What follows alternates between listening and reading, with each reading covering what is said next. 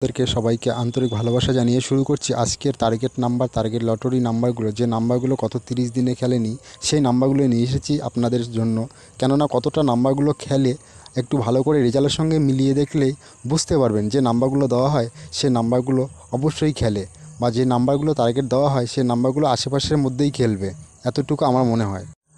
যাদের এই ভিডিও দেখেন বা রেজাল্টের সঙ্গে মিলিয়ে দেখবেন যে কতটা নাম্বারগুলো খেলছে। যদি ভালো লাগে তো চ্যানেলটাকে সাবস্ক্রাইব করে রাখবেন পরবর্তী ভিডিও পাওয়ার জন্য।